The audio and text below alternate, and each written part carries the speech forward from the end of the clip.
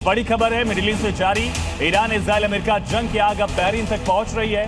Bahrain की तेल company बैबको की मुख्य रिफाइनरी इसे मिसाइल और विस्फोटक ड्रोन से ईरान लगातार टारगेट कर रहा है। इस हमले के बाद रिफाइनरी का जो परिसर है वहां भीषण आग लग गई है। कैंपस की तस्वीर आप देख रहे हैं किस तरह से तेज धमाके हुए। एक मिसाइल आकर टकराती है, कोई प्रोजेक्टाइल जो है नजर आ रहा है, बहुत तेजी से धमाका होता है और उसके बाद वहां आग लग जाती है। एक और हमला इस बैबको पर किया गया।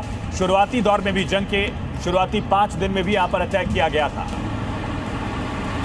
रविंदर सर, बहरीन को, कुवैत को, यूएई को, सऊदी को, इन सब को जो नुकसान उठाना पड़ रहा है वो कितना बड़ा नुकसान है और इनका नुकसान एनर्जी चेन को, सप्लाई चेन को कितना इंपैक्ट डाल रहा है इस पर? वो डेफिनेटली दुनिया का करीब 20% ऑफ ऑयल एंड गैस यहाँ से निकलता है। तो दुनिया ऑयल, क्रूड ऑयल तो करीब I think 100 million barrels a day consume करती है दुनिया, मोटा मोटा, राइट। तो उसमें से 20 मिलियन बैरल्स अ डे इधर से निकलता है, अलग अलग देशों को जाता है इंक्लूडिंग इंडिया। तो वो तो सारा एक्सपोर्ट बंद हो रखा है इनका, तो वो इनको डायरेक्ट नुकसान एक हो रहा है।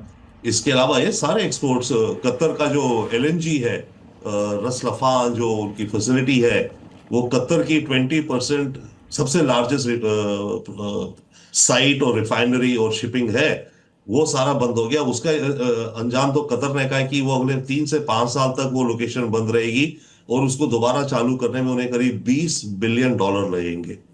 तो ये तो कुछ सैंपल हुए, बट गल्फ के देशों को प्रॉब्लम ये है केवल यही नहीं कि फिलहाल में इनका क्या डैमेज हो रहा है इंफ्रास्ट्रक्चर का, या फिलहाल में इनके तेल सप्लाईज का कितना रुकी पड़ी है या आने वाले वक्त में रुकेंगी।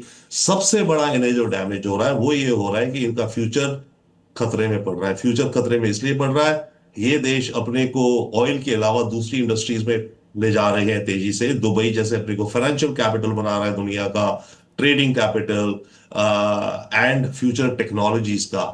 ये इतनी बड़ी बड़ी इन्वेस्टमेंट्स कर रहे हैं, बिलियंस ऑफ डॉलर्स की, जो सॉवरेन फंड्स हैं, अमेरिकन मेटा के साथ, ओपन AI के साथ, बड़े बड़े डेटा सेंटर बनाने में, क्वांटम कंप्यूटिंग में। अब अगर ये हालात रहे तो फ्यूचर में इन कंट्रीज में ऐसी बड़ी बड़ी इन्वेस्टमेंट्स कौन डालेगा?